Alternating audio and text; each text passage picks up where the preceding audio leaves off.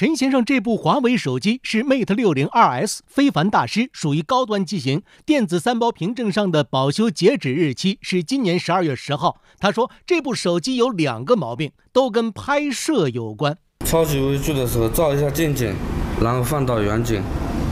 你先自己确定有没有？有。好，第2个毛病，长焦的问题。长焦。画面抖动。陈先生这部手机打开超级微距的时候，确实传出一种很像马达转动的异响。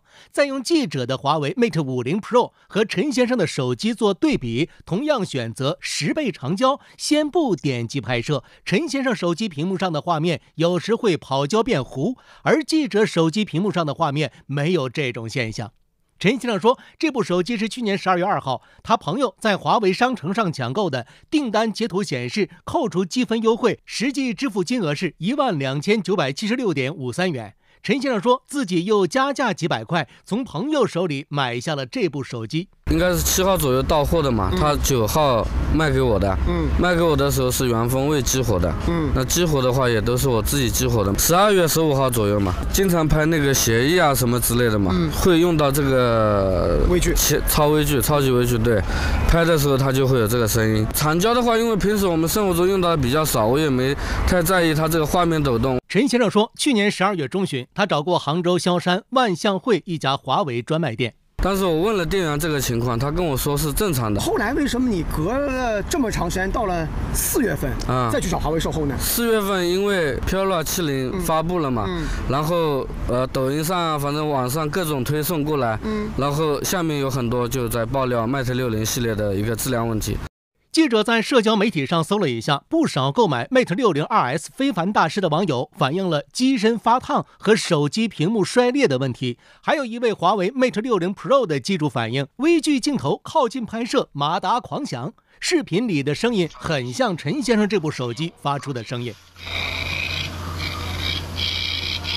陈先生说，4月18号，他找到了萧山梅花楼一家华为授权服务中心。在这个过程中，他还发现手机使用长焦镜头拍摄时存在问题。那经过同机型、同配置对比了之后，那也确认了这个机子确实是异常。他们那边店长的话也反馈了我的诉求，但是反馈无果。我在试那个声音嘛，然后刚好拍外景的时候，我放大拍了一下那个树叶，好了，发现那个画面一直在那个水波状态抖动。它在抖动的时候，你拍下的话，它的照片是很糊的。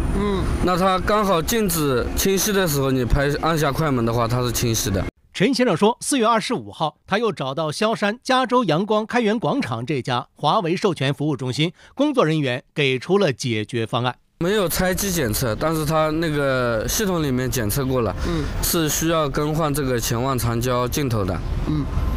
然后因为现在手机还在3包期内，对，还在3包期内，所以你可以免费更换部件。对，这个方案我不能接受，因为我问了他们的工作人员了，如果拆机检测的话，一个是它的密封性跟原机肯定是不一样了，另外一个它的外观上面的话可能也会有明显的缺陷。我的想法的话，因为这个问题至少不是说我后期使用过程中我造成的，确实是在15天拆机激活15天以内出现这个问题的，只不过我没有及时去维修这个东西。我希望的话最好还是给我换机。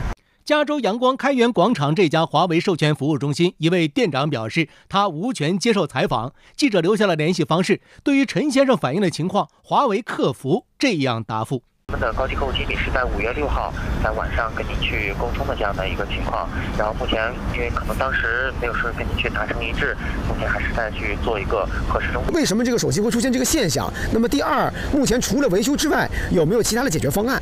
这2个我帮您去备注一下。如果是我个例，我觉得我也认了就算了。但是它如果批量产生的话，那我觉得这个就是一个批量的品控的问题了。而且这个手机我并没有磕碰摔伤。截至发稿，记者没有收到华为方面的正式回复。陈先生表示，之前他买过2部华为 Mate 系列的手机，产品体验都很不错，希望这次华为给出的解决方案别让他失望。188黄健记者报道。